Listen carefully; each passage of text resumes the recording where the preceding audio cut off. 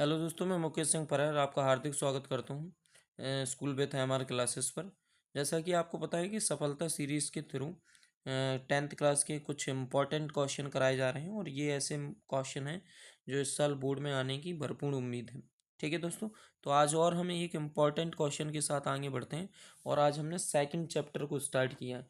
अच्छा, second chapter को मैंने यूं ही स्टार्ट नहीं कर दिया, इससे पहले आप देखेंगे कुछ कुछ वीडियो हैं जो सेकंड चैप्टर में बेसिक से बिल्कुल जीरो लेवल से मैंने बेसिक को क्लियर किया है। जैसे बहुपद किसे कहते हैं, कितने प्रकार होते हैं और क्या कैसा होता है, तो वो सारी चीज़ें मैंने क्लियर की हैं। ठीक है, बहुपद के बारे में तो आप पुरानी वीडियो ज़रूर देखें दोस्तों, उसके बाद ही आप ये वाली क्वेश्चन को समझने की कोशिश करें। बोला जा रहा है कि निम्न द्विघात बहुपदों में शून्य ज्ञात कीजिए। अच्छा दोस्तों, शून्य क्या होता है तो आपको पता होना चाहिए। शून्य का मतलब होता है एक तरीके से एक्स का मान, या मान के चलो किसी भी बहुपद का जो शून्यक होता है वह उस बहुपद में मान रखने पर अगर जीरो हो जाता है तो सिंपल सी बात है, वह उसका शून्यक कहलाएगा। कहने का मतलब जैसे यहाँ यू है, अब यहाँ पर क्या है, यू की फॉर्म में दिया है तो कोई दिक्कत नहीं।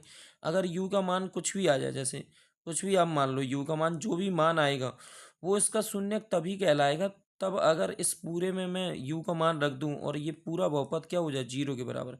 मान लो मैंने माना कि यू का मान एक्स आया, मान लेते हैं थोड़े समय के लिए कि यू का मान एक्स आया, तो अगर मैं एक्स यू की जगह एक्स उठाकर रख दूं और अगर ये पूरा बहुपद जीरो हो जाए, तभी उसी शर्त पर ये उस बहुपद का क्या होगा, शून्यक होगा। तो शून्यक का मतलब समझ में आ गया होगा दोस्तों, शून्यक किसे कहते हैं। तो कहने का मतलब है कि जो जिस भी बहुपद का आप शून्यक निकालेंगे या जिस भी बहुपद का आप एक्स का मान निकालेंगे या यू का मान निकालेंगे, तो अगर उस मान को बहुपद में रखने पर अगर वो जीरो हो जाता है तो वह उसका शून्यक कहलाएगा। एक और एग्जांपल से मैं तुम्हें सेट करवा देता हूँ। जैसे मान लो 2x² प्लस में 4x प्लस में 7, ये एक बहुपद है। ठीक है, द्विघात बहुपद है। और अगर मैं बोलूँ कि यहाँ पर x का मान 4 आया, अगर ये 4 रखने पर मान लेते हैं कि अगर ये 4 रखने पर अगर ये बहुपद जीरो हो जाता है, इस पूरे का मान, इस बहुपद का मान जीरो होता है, तो 100% इस बहुपद का जो शून्यक होगा वो क्या होगा, 4 होगा। मतलब समझ में आया कि कहने का मतलब मेरा यहाँ पर यह है कि किसी भी बहुपद का शून्यक, या सॉरी किसी भी बहुपद का शून्यक तभी वो कहलाएगा जब उस बहुपद में उस शून्य का मान रखने पर बहुपद क्या हो जाए, जीरो हो जाए। अब हम क्वेश्चन स्टार्ट कर लेते हैं। तो दोस्तों अब हम क्वेश्चन के सॉल्यूशन पर बात कर लेते हैं। क्वेश्चन में क्या बोला जा रहा है, निम्न द्विघात बहुपद के शून्य ज्ञात कीजिए। मैंने ये तुम्हें समझाई दी है शून्य का मतलब क्या होता है। तो आइए हम इसके सॉल्यूशन पर बात कर लेते हैं। इस टाइप के क्वेश्चन को हम कैसे निकालते हैं और कैसे करेंगे इस टाइप के क्वेश्चन, द्विघात के बहुपद शून्य को कैसे। तो जब भी हमें द्विघात बहुपद दिया होगा तो हम इस प्रकार से शून्य कैसे ज्ञात करेंगे, तो सीखते हैं दोस्तों। तो 4u² प्लस में 8u, ये एक द्विघात बहुपद है। अब हमें इसके क्या निकालने, शून्यक निकालने। तो हम क्या करेंगे, 4u² प्लस में 8u बराबर में, मैं यहाँ से 4u कॉमन ले लूँगा। जैसे ही मैं 4u कॉमन लूँगा तो दोस्तों देखो, यहाँ से ये 4u कॉमन लिया तो 4 बाहर है, u बाहर है, तो अंदर क्या बचा, u प्लस, और जो कॉमन मैं लेता हूँ उसी का भाग देना होता है। तो 4 का भाग 8 में दोगे कितनी बार, 2 बार, और u ऑलरेडी बाहर है तो u+2 बचेगा। ठीक है, तो 4u प्लस में 8u में 4u मैं जैसे ही कॉमन लूँगा तो 4u u प्लस में 2 आ जाएगा। और दोस्तों हम क्या कर रहे हैं, शून्यक निकालने जा रहे हैं। जब भी हम, अभी थोड़ी देर मैंने पहले बताया कि शून्यक निकालेंगे, तो शून्यक निकालने का मतलब होता है कि बहुपद का मान क्या होना, शून्य होना। इसलिए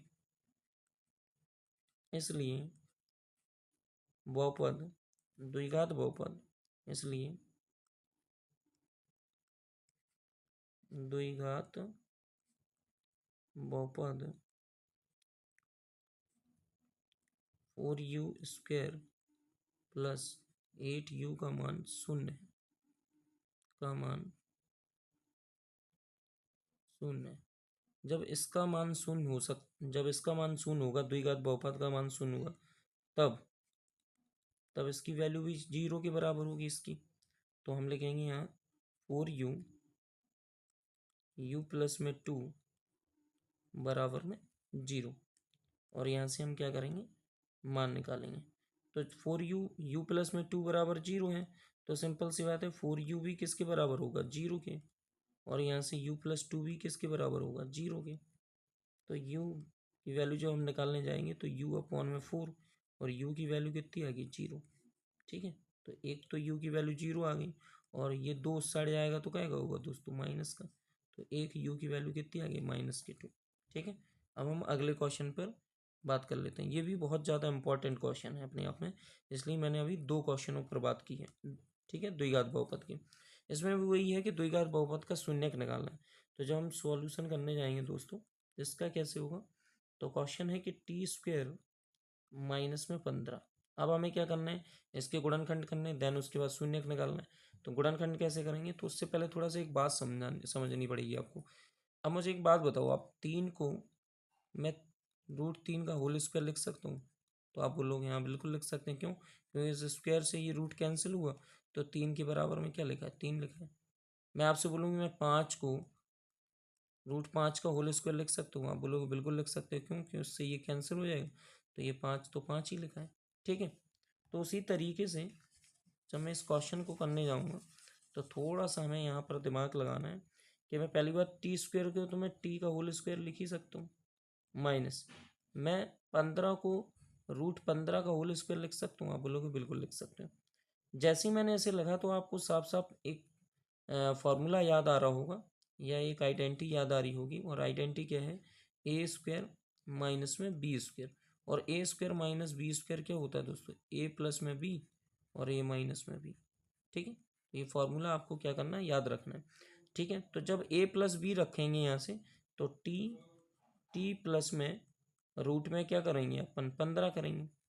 और जब ए माइनस बी रखेंगे, तो टी रूट में क्या करेंगे? माइनस के 15 करेंगे।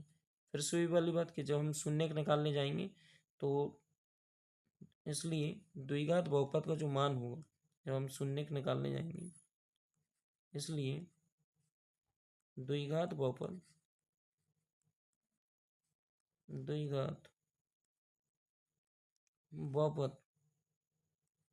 टी स्क्वेयर -15 का मान जो होगा वो क्या होगा? शून्य। या शून्य होगा? शून्य। तब अब जब इन दोनों का मान पूरे बहुपद का मान अगर शून्य के बराबर है, तो फैक्टर का मान भी, इनके गुणनखंडों का मान भी किसके बराबर होगा? शून्य के बराबर होगा। तो टी √15 प्लस में, एक मिनट, टी प्लस में √15